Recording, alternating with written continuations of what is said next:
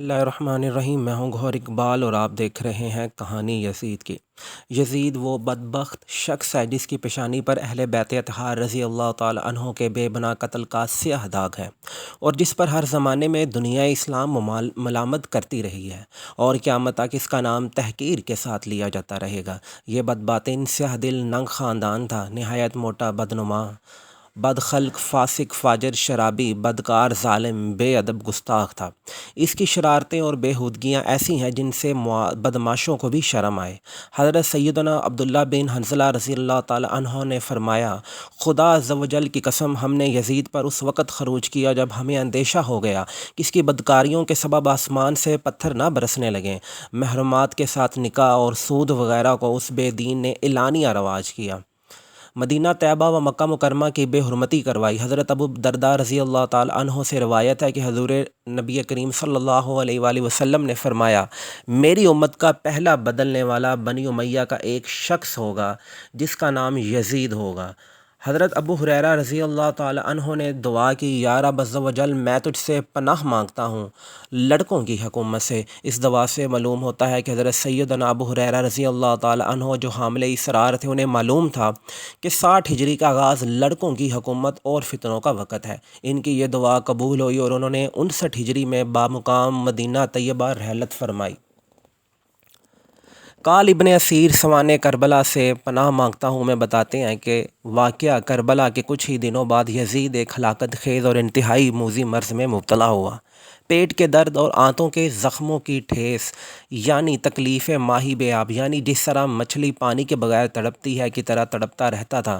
حمس میں جب اسے اپنی موت کا یقین ہو گیا تو اس نے اپنے بڑے بیٹے معاویہ بن یزید کو بستر مرگ پر بلایا اور امور سلطنت کے بارے میں کچھ کہنا ہی چاہتا تھا کہ بے ساختہ بیٹے کے منہ سے چیخ نکلی اور نہایت ذلت و حقارت کے ساتھ یہ کہتے ہوئے باپ کی پیشکش کو ٹھکرا دیا کہ جس تاج و تخت پر آل رسول کے خون کے دھبے ہوں، میں اسے ہرگز قبول نہیں کر سکتا۔ خدا اس منحوس سلطنت کی وراثت سے مجھے محروم رکھے جس کی بنیادیں نواسۂ رسول کے خون پر رکھی گئی ہیں۔ یزید اپنے بیٹے کے منہ سے یہ الفاظ سن کر تڑپ گیا اور شدت رنج و الم سے بستر پر پاؤں پٹکنے لگا۔ موت سے کچھ دن قبل یزید کی آنتیں سڑ گئیں اور اس میں کیڑے پڑ گئے۔ تکلیف کی شدت سے خنزیر کی طرح چیختا تھا، پانی کا قطرہ حلق سے نیچے اترنے کے بعد نشتر کی طرح چبھنے لگتا تھا۔ عجیب قہر الہی کی مار تھی کہ پانی کے بغیر بھی تڑپتا تھا اور پانی پی کر بھی چیختا تھا۔ بالآخر اسی درد کی شدت سے تڑپ تڑپ کر اس کی جان نکلی۔ لاش میں ایسی ہولناک بدبو تھی کہ قریب جانا مشکل تھا، جیسے تیسے اس کو سپرد خاک کیا گیا۔ یزید پلید کا دل چونکہ دنیا ناپائیدار کی محبت سے سرشار تھا، اس لیے وہ شہرت و اقتدار کی ہوس میں گرفتار ہو گیا۔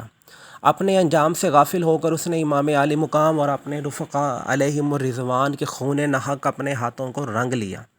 جس اقتدار کی خاطر اس نے کربلا میں ظلم و ستم کی آندیاں چلائیں، وہ اقتدار اس کے لیے کچھ زیادہ ہی ناپائیدار ثابت ہوا۔ بد نصیب یزید صرف 3 برس 6 ماہ تخت حکومت پر شیطانیت کر کے ربیع الاول کو ملک شام کے شہر حمص کے علاقے خوارین میں 29 سال کی عمر میں مر گیا۔ حضرت حسن بصری تابعی رضی اللہ تعالیٰ عنہ سے روایت ہے کہ دنیا کی محبت ہر برائی کی جڑ ہے۔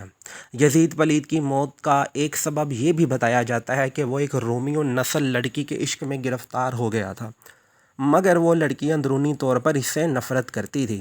ایک دن یزید رنگرنیاں منانے کے بہانے جب اس کے پاس پہنچا تو اس نے یزید کو دور ویرانے میں تنہا بلایا۔ وہاں کی ٹھنڈی ہواؤں نے یزید کو بدمست کر دیا۔ اس دوشیزہ نے یہ کہتے ہوئے کہ جو بے غیرت و نابکار اپنے نبی کے نواسے کا غدار ہو، وہ میرا کب وفادار ہو سکتا ہے، خنجر آبدار کے بے طرفے وار کر کے چیر پھاڑ کر اس کو وہیں پھینک دیا۔ چند روز اس کی لاش چیل کووں کی دعوت میں رہی۔ بالآخر ڈھونڈتے ہوئے اس کی اہالی موالی وہاں پہنچے اور گڑھا کھود کر اس کی سڑی ہوئی لاش کو وہیں دفنا آئے۔ یزید ملعون کی موت کی ایک روایت یہ ہے کہ بلازری نے ایک شامی بوڑھے سے یزید کی موت کے سبب کے بارے میں لکھا ہے کہ ایک دن یزید نے اپنے بندر کو وحشی کھچر کی پشت پر بٹھایا اور خود بھی اسی حالت کے مست اور مدہوش تھا، اس کے پیچھے دوڑنا شروع کر دیا کہ اچانک زمین پر گرا، گردن ٹوٹی اور پھر کھڑا نہ ہو پایا۔